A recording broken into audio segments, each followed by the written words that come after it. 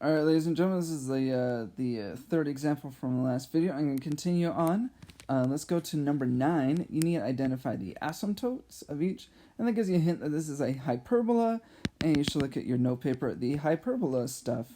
And these are going to be your setup for your asymptotes there, whether it's b over a or a over b, depends on if it's a left to right asymptote, left to right hyperbola or a up and down hyperbola.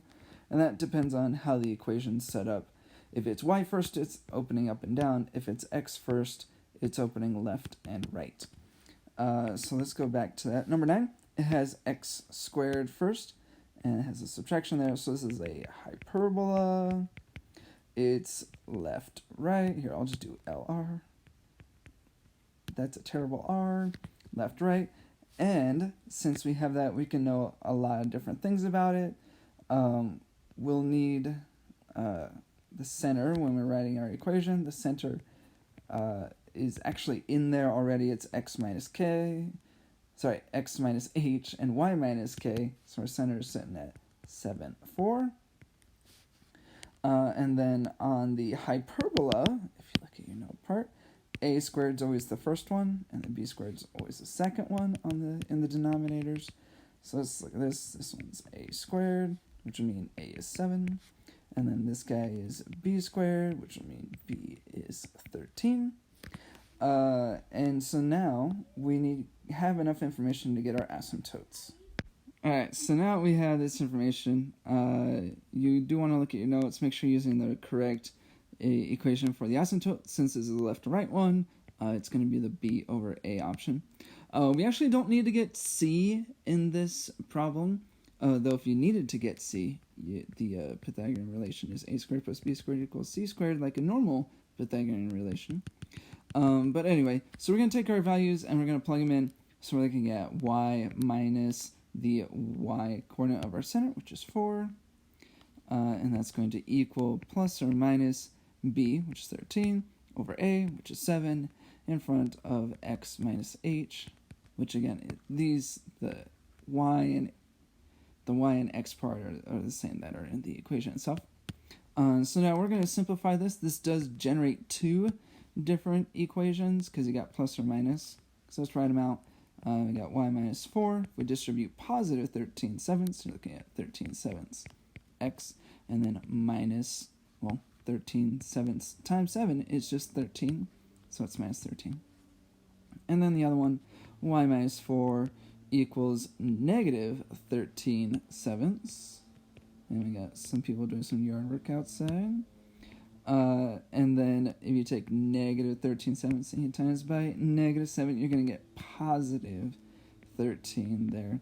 And then from here you can add 4 on both sides of both equations, and that'll yield y is 13 sevenths x minus 9.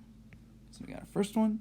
And then the other one, we got y is negative 13 sevenths x plus 17.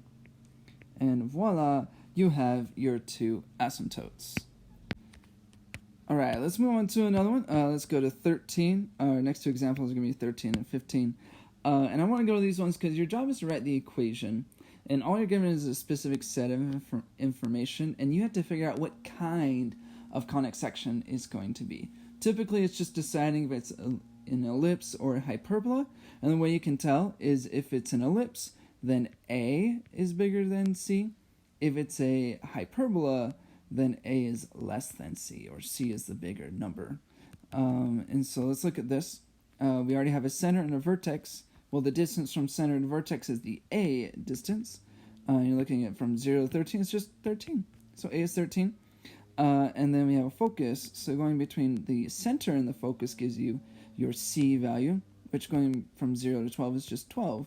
And since we have A is 13 and C is 12, that lets us know this is an ellipse. And you can look at what's changing to see what direction it's going. The x's are staying the same and the y's are changing, so that's going to mean it's a vertical ellipse. And now you have that, we can really start writing our equation here.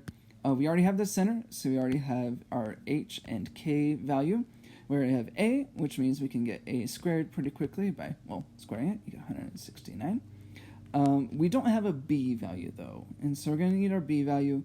To get a b value, you need a squared and c squared. So let's square c while we're at it to get 144.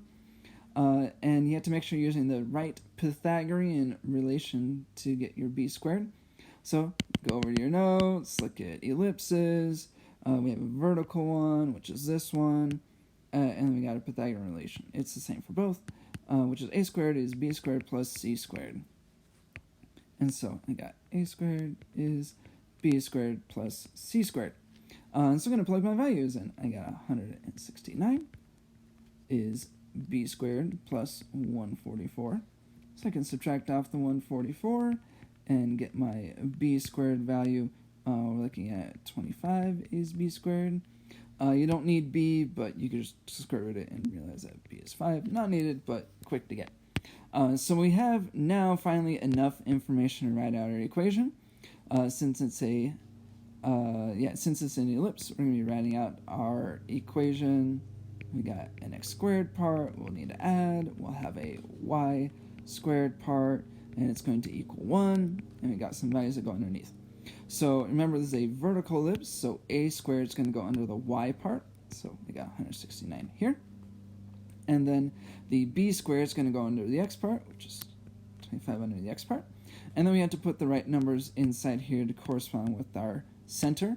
Well, our center is at -9, 0. This is going to be x minus -9, so it's going to turn into x plus 9. And this is going to be y minus 0, which means there's not a whole lot we need to put here. We actually can get rid of those parentheses and just put y squared. And ta-da, we have our equation.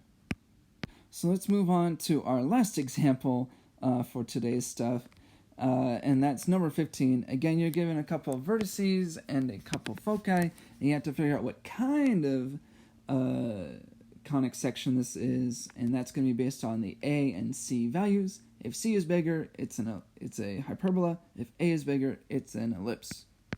So before we do that, we need to figure out the center, and you can always get the center by averaging the foci or averaging the vertices. These might dissuade some people with the square root there.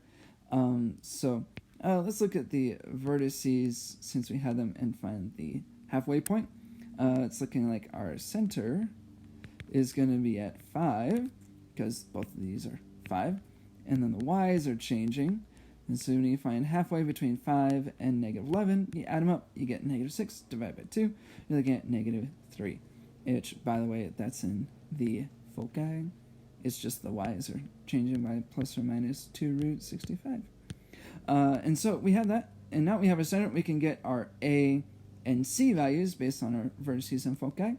So going between a vertex and the center, that distance there is our a distance, which that is just 8, right? Between -3 and -11 is 8. We can go from -3 to 5 is also 8, which means a squared is going to be 64.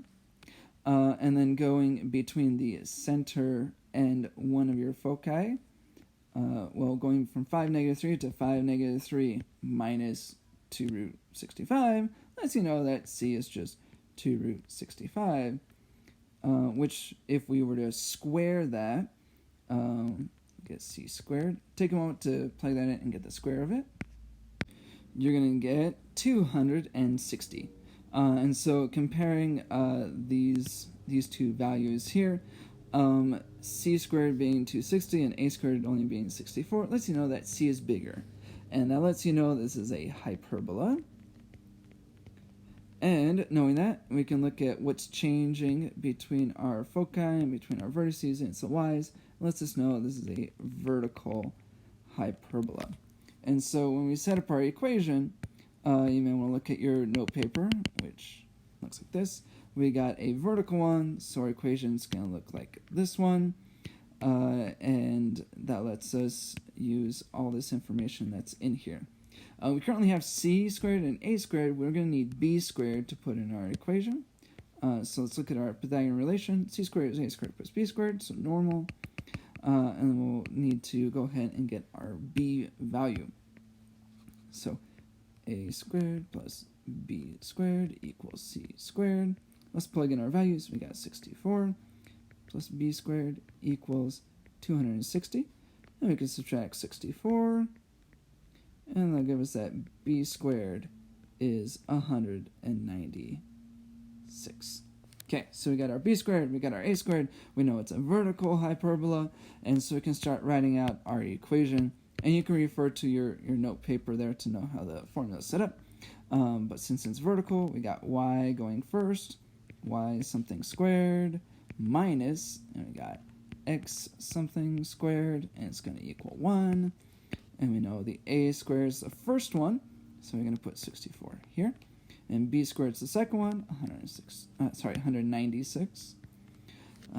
And then you need to put your numbers here that correspond with your center. It's always y minus the y coordinate of your center, which is -3. So y minus -3 is going to be y plus 3. And it's going to be x minus the x coordinate of your center, which is 5. And now, voila, you have the equation of your hyperbola. And there you go. Good luck out there. Hopefully this whole review is making sense.